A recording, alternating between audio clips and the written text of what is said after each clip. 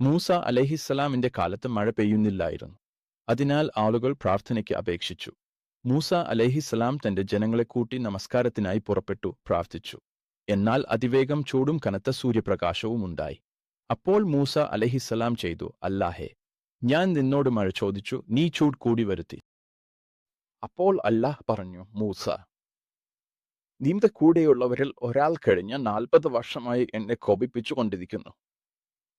40 വർഷം മുഴുവൻ അവന്റെ അനുസരണക്കേട് അത്രയും കൂടുതലാണ്. അതിനാൽ അവൻ നിൽക്കുന്നിടത്തോളം സമയം മുഴുവൻ ഞാൻ മഴ പെയ്യിക്കില്ല. അവനെ പുറത്താക്കൂ, പിന്നെ ഞാൻ നിശ്ചയമായും മഴ പെയ്യിക്കും.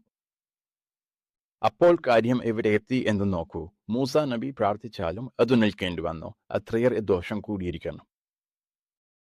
മൂസ നബി പ്രഖ്യാപിച്ചു, അങ്ങനെയുള്ളയാൾ ഇവിടെ നിന്ന് പോകട്ടെ, ബാക്കിയുള്ളവർക്ക് ആശ്വാസം ലഭിക്കട്ടെ. അവൻ വലത്തോട്ട് നോക്കി, അവിടെ ആരെയും കണ്ടില്ല. പിന്നെ ഇടത്തോട്ട് നോക്കി, ഒരാൾക്കുമെങ്കിലും പുറത്തു വരാമോ എന്ന് നോക്കി. പക്ഷേ ആരും പുറത്തു വന്നില്ല. അപ്പോൾ അവൻ തന്നെ പറഞ്ഞു, ഞാൻ തന്നെ മരിച്ചുപോയി. ഇപ്പോൾ ഞാൻ പുറത്തു വരുമെങ്കിൽ നാണം കെടുത്തപ്പെടും. പുറത്തു വരാതിരിക്കുമ്പോൾ ഈ ദേശം മുഴുവൻ മഴയ്ക്കു വഞ്ചിതമാകും. അപ്പോൾ അവൻ ദൈവത്തോട് സംസാരിക്കാൻ തുടങ്ങി. എന്നാൽ ഇപ്പോൾ ദൈവത്തോട് അപേക്ഷിക്കുന്നത് ദൈവത്തെ സ്നേഹിച്ചല്ല, തന്റെ മാനം രക്ഷിക്കാനാണ്. അവൻ പറഞ്ഞു, ദൈവമേ, ഞാൻ 40 വർഷം നിന്നെ അവഗണിച്ചു. നീ എന്നെ മറച്ചുവെച്ചു. എന്നെ ഇബ്നു സഖ്ലനി എന്ന് വിളിച്ചു.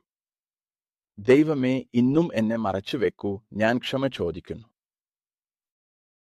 എന്തിനാണ് അവൻ ക്ഷമ ചോദിക്കുന്നത്? നാണം കെടുത്തപ്പെടാതിരിക്കാനാണ്, അപമാനിതനാകാതിരിക്കാനാണ്. ഇങ്ങനെ ഇരട്ടത്താപ്പ് പ്രവർത്തനത്തിന് എന്റെ ദൈവം ഇത്രയും ചെയ്തുവെങ്കിൽ സത്യസന്ധതയോടെ ചെയ്താൽ ദൈവം എന്തു ചെയ്യും? വേഗത്തിൽ മേഘങ്ങൾ ഉയർന്നു മഴ പെയ്യാൻ തുടങ്ങി. മൂസ അലൈഹിസ്സലാം അത്ഭുതപ്പെട്ട് ചോദിച്ചു, ദൈവമേ, ഒരു മനുഷ്യനും പുറത്തു വന്നില്ലെങ്കിൽ മഴ എങ്ങനെ പെയ്തു? ഇനി നിങ്ങൾ കേൾക്കൂ, ദൈവം എന്താണ് പറഞ്ഞത്. സുബ്ഹാൻ.